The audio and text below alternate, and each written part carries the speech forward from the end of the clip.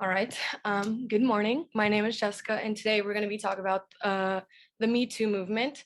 And of course, I want to start with a trigger warning because I will be talking about sexual assault and using the word rape. I don't get into graphics or anything. I just use that word.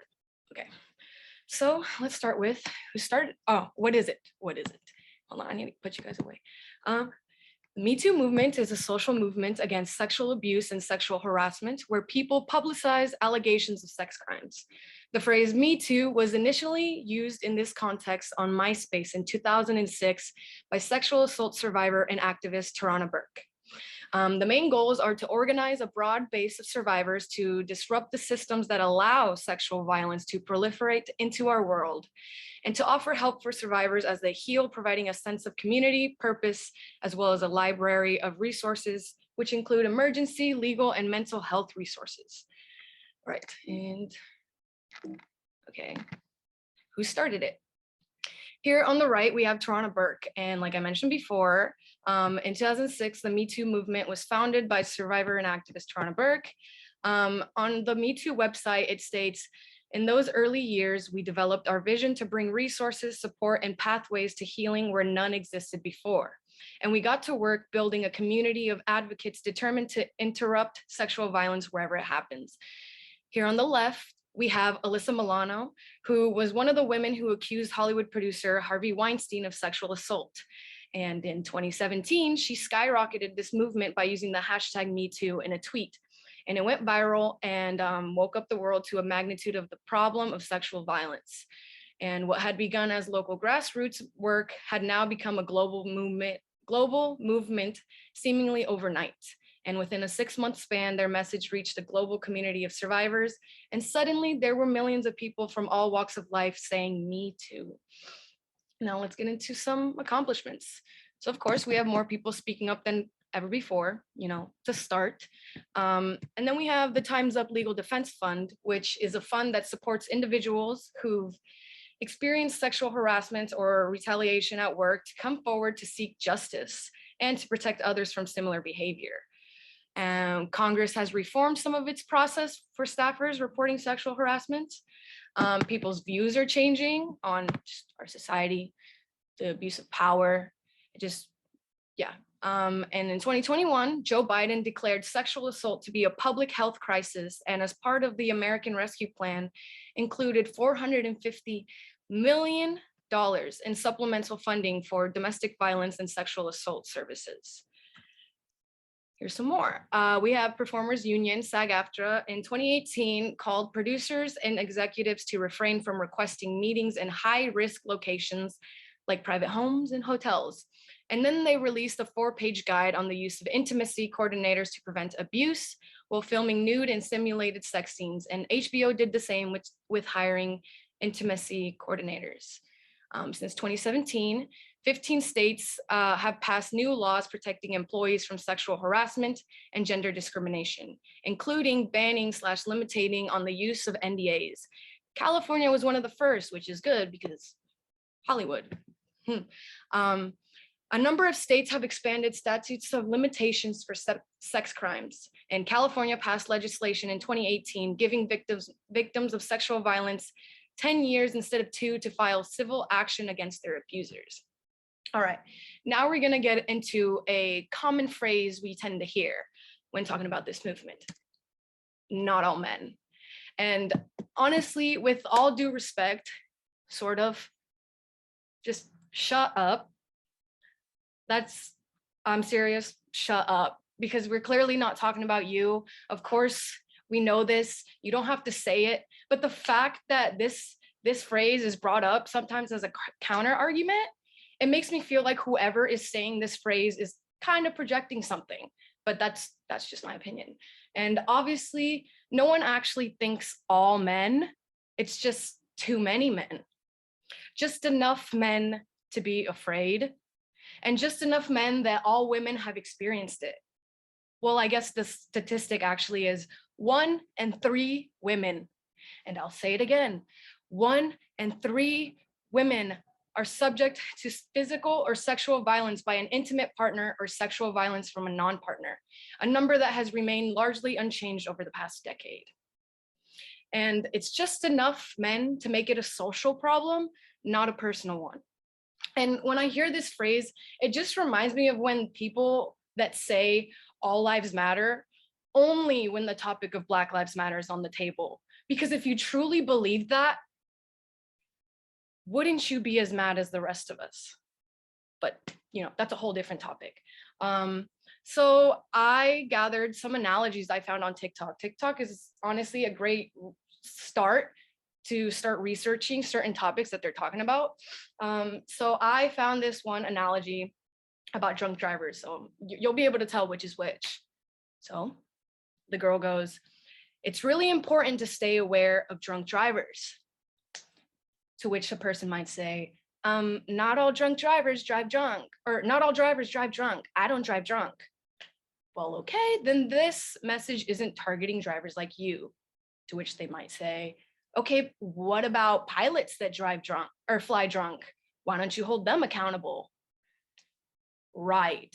It is equally important to hold drunk flyers accountable. However, statistically speaking, you are more likely to come in contact with the drunk driver than a flyer. Hence, why we are advising people to stay aware of drunk drivers. To which they might fight back again, but not all drivers drive drunk. Right. But because enough drivers drive drunk, it is important to keep people aware of the existence of drunk drivers. Again, they might say, but I don't drive drunk. Well, then we're not talking about you, are we? And all right, if that analogy doesn't work, how about this one? We have a 1 in 11 millionth chance of getting killed by a shark. So then why are we scared of sharks? There's a low chance, yet we're still scared of it. We're still scared when we go into the ocean that a shark's going to come and bite our legs off, right? But it's 1 in a million. And you want to know why we're scared? Because they're dangerous. And we take that caution because there is a chance that they could kill us, right? So tell me why it's so stupid when girls say that they are scared of men when there is a 1 in 6 chance that you will get raped or sexually assaulted in your lifetime as a woman by a man. Something to think about. Another thing I stumbled across on TikTok that it made me so mad, but I'll explain. It was a boy saying, "Ladies, sex you regret isn't rape." To which an intelligent woman barked back and made a great point when she duetted him. And it's something to think about. And I will quote her. She goes, "You know what I think a lot of you men are starting to realize? You might have actually harassed or assaulted or even raped somebody before. And so you're starting to get defensive and starting to feel a little bit guilty. And you're starting to get a little bit scared. So you're taking down this movement, picking it apart and making it about things that it's definitely not about. I haven't seen one woman say that she regretted sleeping with someone, therefore it's rape. So what is the point here? And you know what? If you coerce someone, convince them and guilt them into saying yes, and then they regret saying yes to you and giving in to you, yes, that is a form of rape. All right, so now I'm gonna share a quick, oh no, hold on. Oh, fuck. Don't look at that. How do I? Okay, it's not showing the video I wanted to show before. Oh, I found it. Okay, so this is a video from a special on HBO called Daniel Sloss X. And I got this from TikTok. As you can tell, it's kind of blurry, but it's great. We're gonna watch it. But first, let's test the sound real quick. 7% of rapists will not. Did you guys hear that? Or no? Yes, we did. Okay, I'm gonna start it. 7% of rapists will not spend a single day in jail. That is a real statistic. That is fucking abhorrent. So how do we fix that? How does society me? How do we fix this? How do we stop this happening? It's all I've been thinking about for the past year, over and over and over again. How do you fix this? How do you stop this? How do you prevent this from happening? I've got no answers, man. The only thing I can think of is it has to involve us. And by us, I mean men. Now, to the women in the room, I know you know this. None of this is new information to you. You've lived your life, you've got your experiences, and your voices are more important and necessary in this discussion than mine. That being said, I would still like to lend my voice to the discussion. And to the men in the room, I want to make something crystal clear. This isn't an attack. I'm not accusing you of anything. More importantly, I'm not accusing your friends of anything. I'm just trying to tell you my experience, and this is my experience. I knew this man for 8 years, and he fucking monsters amongst us and they look like us. If you are sick of the narrative that is currently going on about men, feel free to change it, but you have to get involved. Don't make the same mistake I did for years, which was just sit back and be like, well, I'm not part of the problem, therefore I must be part of the solution, because that's just not how this fucking shit works. I believe, and I know that most men are good, or of course we are, but when 1 in 10 men are shit and the other 9 do nothing, they might as well not fucking be there. Being good on the inside counts for absolutely fuck all. You have to instead of having this fucking hero complex and being like, I'm gonna beat up a rapist, fucking prevent one, stop one, because I know it can't be done, because I know how I fucking failed at it. Because if I'm being 100% honest with myself, were there signs in my friend's behavior over the years towards women that I ignored? The answer is yes. And then he raped my friend, and that's on me until the day I die. Talk to your fucking boys, get fucking. I really love that clip. It's a phenomenal.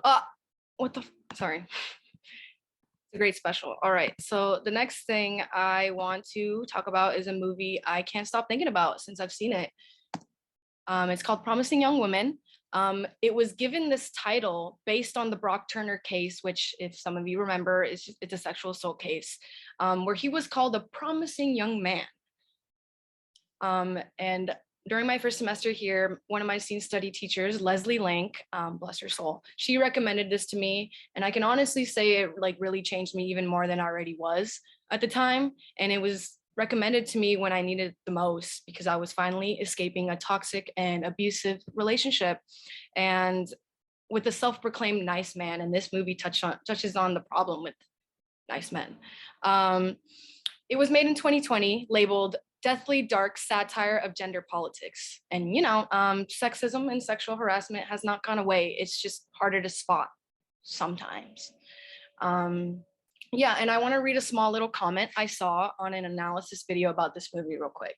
And it goes, one of the most disgusting parts of this film was that all the men cried, not because they feel regretful for their actions, but they fear for that their lives will be ruined because someone made them take accountability of their actions. When they fear that their lives will get ruined, they fail to realize they already ruined an innocent victim's life. And this movie shed light on a problem many people don't want to face because it makes people uncomfortable. But it should make people uncomfortable so people will start taking action. All right, so now we're going to get into another common phrase we tend to hear. Women are guilty of this too. I don't recall people say that they didn't. But they just don't get that much coverage because, surprise, the patriarchy. Male victims of sexual assault are not taken seriously. And I had a friend of mine tell me that he was taken advantage of under the influence, and his friends and others around him just praised him for it. Like he got some sort of trophy, but he was blacked out. He didn't remember a single thing. Therefore, there's no actual consent. And it's so sad that he had to pick up the pieces of his story from other people while at the same time they didn't see anything wrong with it. So just obviously men feel humiliated, and it's even worse when their abuser is another man because homophobia is huge with men. So imagine how much harder it is for them to speak out. Like, men are also not properly taught to talk about their feelings. People always think that men always want sex, but that doesn't necessarily mean every single one of them all the time. And of course, masculinity plays an important role, and it acts as a barrier in reporting the crime, as they are afraid of being called weak, labeled homosexual, and lose their identity inside society. All right, so let's get into solutions, possible ones. Training. It's a step, it's something. where they teach basic awareness to make sure people understand what the laws are, what their rights are, and how to access resources if they need them. And they're all important, but doesn't necessarily change perpetrators' behavior.